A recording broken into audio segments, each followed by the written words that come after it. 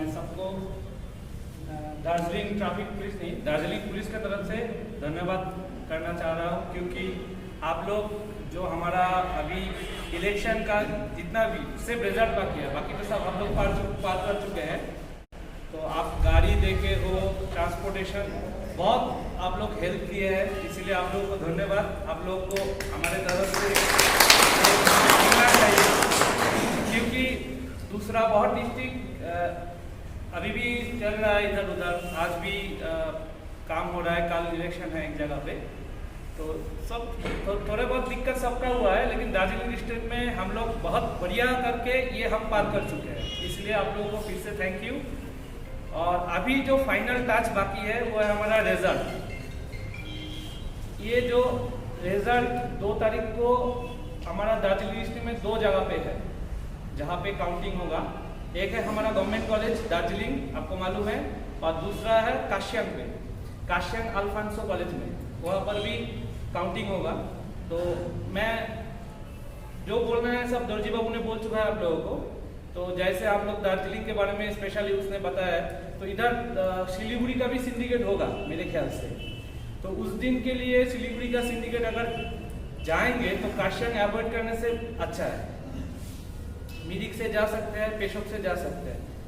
काश्यंग भी खुला रहेगा, क्योंकि हम लोग बहुत दिन से काम कर रहे हैं ट्रैफिक के ऊपर, कैसे हम लोग पूरा टाउन को डाइवर्ट करके, टाउन नहीं छोड़ के कैसे निकल पाएंगे। तो हमारा काश्यंग में जो डाइवर्शन रूट है वो है दिलाराम से ऊपर होके बागोड़ा होके जो रास्ता है, उस रास्ते से आप लोग जा पाएंगे। लेकिन एक रिक्वेस्ट है आप लोगों को, जितना कम हो सके उतना जाइए, क्योंकि आप लोग सब चले जाएंगे तो फिर वो रास्ता तो इतना लोड नहीं ले पाएगा, तो भीड़ हो जाएगा।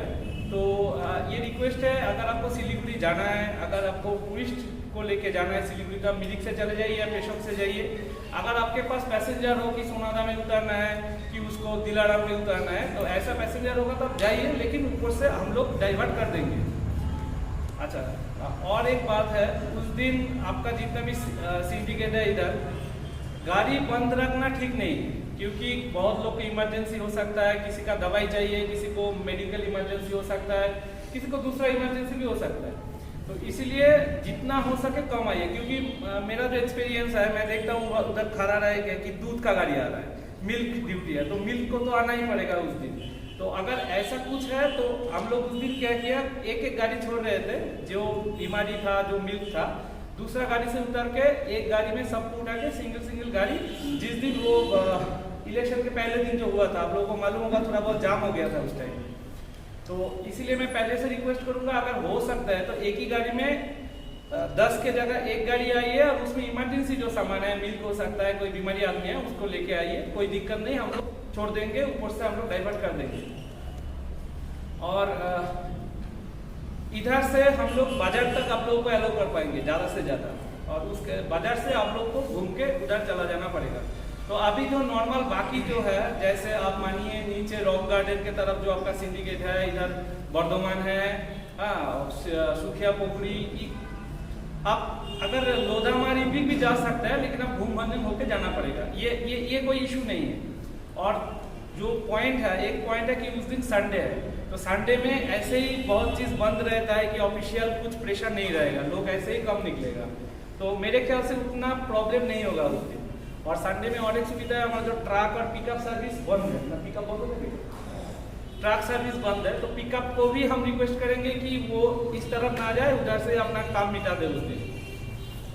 ये हो गया दार्जिलिंग का बात। और काश्यंग में भी, इधर काश्यंग का तो कोई नहीं है, लेकिन रूट का है, अगर आपको जाना ही है काश्यंग तक तो उसी ऊपर से रूट से चले जाइए, उसी रूट से आप लोग आ पाएंगे। उस दिन पंखाबाड़ी टोटली बंद रहेगा, सिर्फ रोहिणी और NH 55 खुला रहेगा, ये आपको पहले से बता रहे हैं, क्योंकि हम लोग को तो मेंटेन करना पड़ेगा उस टाइम में। ये हो गया, और सुबह से ही बंद रहेगा, लेकिन आप लोग ख्याल रखेंगे 2:30, 3, 4, 5 बजे तक, अगर जब बंद हो जाएगा, कंप्लीट हो जाएगा, उसके बाद आप लोग आराम से आ सकते हैं, कोई इशू नहीं है। और उस टाइम में कुछ गैदरिंग होने का भी संभावना है, क्योंकि रिजल्ट है, कुछ पॉलिटिकल पार्टीज का जो लोग है वो आ सकेंगे। तो हम लोग ऑलरेडी बहुत मीटिंग हो गया है उन लोगों के साथ, हम लोग उन लोगों को रिक्वेस्ट करें, ड्यू टू कोविड प्रॉब्लम है, अभी कोविड का सेकेंड वेव चल रहा है, बहुत भयंकर रूप से चल रहा है, तो इसीलिए उन लोगों को रिक्वेस्ट कर रहे हैं कि जितना कम से कम जितना हो सके वो लोग लाएंगे। तो ये भी उनके हाथ में भी नहीं है, क्योंकि सबका ये इंटरेस्ट है, क्योंकि पॉलिटिकल जो रिजल्ट उस दिन निकलेगा इसके ऊपर बहुत कुछ डिपेंड करेगा। तो कुछ लोग तो हम लोग एक्सपेक्ट कर रहे हैं कि आएंगे उस दिन। और ठीक है, हम लोग तो बहुत ऐसा प्रोग्राम क्रॉस कर दिए है। आप लोग तो लास्ट 2-3 महीने से मेरे ख्याल से, जब से हमारा गवर्नर साहब आ रहे हैं उस टाइम से आप लोग डाइवर्शन का ये देख रहे हैं हमारा। हम लोग इधर उधर डेली कुछ ना कुछ मतलब कर चुके हैं ऑलरेडी। पॉलिटिकल पार्टीज का मीटिंग हो रहा था, गवर्नमेंट का मीटिंग, स्ट्राइक, उसके बाद उससे पहले जो था हमारा कोविड के लिए भी लॉकडाउन था, उस टाइम में भी आप लोग बहुत कुछ देख चुके हैं। इसीलिए मेरे ख्याल से और प्रॉब्लम नहीं होगा। और दूसरा बात जो है वो कोविड प्रोटोकॉल के लिए है। दोरजी बाबू ने बहुत कुछ बोला है आप लोगों को कि अगर आप मास्क नहीं पहनेंगे तो हम लोग 51 जो एक्ट है हमारा डिजास्टर मैनेजमेंट एक्ट, उससे केस होगा, आप लोगों को ये मिलेगा वो मिलेगा, फिर फाइन भरना पड़ेगा। वो बात तो सेकंड है, लेकिन पहले जो बात ये है कि अगर आप इफेक्टेड हो जाते हैं ना, उसके बाद जो प्रॉब्लम होता है वो सबसे भयंकर प्रॉब्लम हो रहा है। ये जो सेकेंड वेव का जो ये वायरस है इसका नेचर थोड़ा अलग है। ये बहुत जल्दी आपका जो लंग्स है वो पूरा खराब कर रहा है। तो और एक सुझाव है आप लोगों को, अगर आपके ऊपर कोई छोटा से छोटा अगर सिम्टम दिखे कि आपका पेट खराब हो जाता है, इस बार डायरिया है इसका मेन जो सिम्टम, कि बुखार आता है, तो आप लोग टेस्ट करवा दीजिए। अभी तो टेस्ट होता है, आप लोग देखिए मत कि 2-3 दिन देखते हैं उसके बाद करेंगे, तो उसमें देर हो रहा है। हाँ, मेरा रिलेटिव है, अभी वो एक आपको मालूम होगा रेमडेसिविर बोल के एक मेडिसिन है जो नहीं मिल रहा है, तो ये बहुत प्रॉब्लम है। तो सबसे बेटर है कि मतलब prevention is better than cure. तो आपको अगर नहीं पकड़ेगा, आप मास्क पहनिए, सैनिटाइजर लगे, जो करना है आपको मालूम है, हमसे भी ज़्यादा मालूम है। सोशल डिस्टेंसिंग कैसे मेंटेन करेंगे आपको मालूम होगा। कैसे आप लोग जब गाड़ी चला रहे हैं एसी मत चलाइए, अभी पूरा खिड़की खोल के गाड़ी चलाइए, बंद मत करिए, जितना एरेशन होगा उतना आपका बढ़िया रहेगा। तो ये सब मेंटेन करिए, और इससे बेटर हम लोग क्या कर सकते हैं बाकी देख लेंगे। और जो बोले कि सबको मास्क पहनना है, ये आप इंश्योर करिए, गाड़ी में हो सके तो सैनिटाइजर रखिए। हाँ, तो ये आप लोग देख लीजिए, क्योंकि ये अगर बढ़ जाएगा ना तो फिर वो लास्ट ऑप्शन वो एक ही रहता है, लॉकडाउन। और लॉकडाउन होता है तो आपको मालूम है इकोनॉमिकली हम लोग फिर से पीछे चले जाएंगे। हम लोग का एक बहुत बड़ा डिप्रेशन गया है कुछ दिन पहले, 3 महीने के ऊपर लॉकडाउन था, तो आपको समझ में आ गया होगा कि लॉकडाउन होने से कितना प्रॉब्लम होता है। तो इससे बेटर है कि हम लोग अभी से सीखें, हम लोग ये मेंटेन करें और हम लोग ठीक रहे। दार्जिलिंग ऐसे भी आइसोलेटेड जगह है, ऊपर में है, सब ठीक है। यहाँ का आदमी जो है, जो लोग हैं, बहुत सूझबूझ से चलते हैं और सब मानते हैं, नीचे जैसे नहीं है। तो इसीलिए ये भी रिक्वेस्ट रहेगा आपसे कि आप लोग प्लीज़ जो सोशल डिस्टेंसिंग अगर हो सके मानिए, मास्क पहनिए, सैनिटाइजर लगाइए और ठीक रहिए कि हम लोग सब ठीक रहे पाए। ठीक है, यही बात था आपसे। Thank you. जस्तै प्यासेन्जर छ, सपोज तल सुनादाको अथवा रङ्बुलको प्यासेन्जर छ, त्यताबाट जाँदै गर्दाखेरि प्यासेन्जर हुन्छ सिलगढी गाडी पनि, उहाँहरू चाहिँ तल दिलाराम गएर चाहिँ बागवाडा भएर जानुपर्छ। बागवाडा भएर एकैचोटि 0 पोइन्टमा निक्लिनु पऱ्यो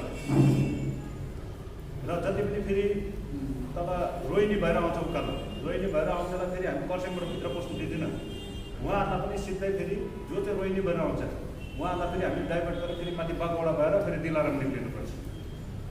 रोहिणी खुल्लाको माने चाहिँ हामी कर्सियङभित्र चाहिँ पस्नु दिँदैन, किनभने कर्सियङको यस्तो जग्गामा काउन्टिङ हुँदैछ जहाँनिर एकदम रोडको बाटो एकदम रोडमै छ, सेन्ट्रल अल्बम स्कुलमा हुँदैछ, जहाँनिर चाहिँ बस टर्मिनसको छेउमा र त्यसले गर्दा हामी त्यो बाटो हामी गाडी एकदमै कुदाउनु हामी एकदम असम्भव छौँ।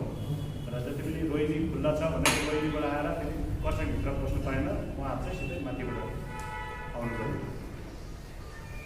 र अरू विशेष सबैलाई यो जुन चाहिँ हामीले इलेक्सन लोकसभा यो विधानसभा इलेक्सन एकदमै राम्रोसँग सुचारू रूपले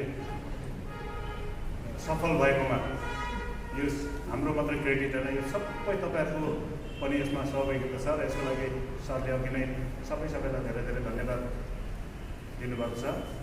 र यसरी नै हामी विशेष अब काउन्टिङ सकेपछि हामीले कोरोना भाइरसको बारेमा भयङ्कर एकदमै सोच्ने बेला आएको छ र अब हामी बिस्तारै कतिवटा एवेरनेस प्रोग्रामहरू गर्दै मिटिङहरू गर्दै कहाँ के गर्नुपर्ने, कसलाई हेल्प गर्नुपर्ने, कस्तो पाराले हेल्प गर्नुपर्ने त्यो हामी बिस्तारै बिस्तारै हामी गर्दै जाउँला।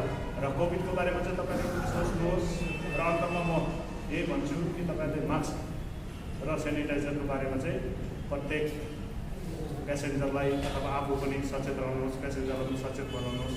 जति पनि बाटोमा हामीले हाम्रो भाइ बहिनीहरू मास्क नलाउने हेरिरहेको हुन्छ उहाँहरूलाई पनि हामीले बुझाउने कोसिस गरौँ। र आजको यस जुन चाहिँ हाम्रो कोअर्डिनेसन मिटिङ भनौँ है, यो हाम्रो कोअर्डिनेसन मिटिङै हो र यसमा तपाईँले सबैले सहभागिता हुनुभएकोमा सबैलाई धेरै धेरै धन्यवाद दिँदै आजको यस हाम्रो सानो कोअर्डिनेसन मिटिङ यही अन्त भएको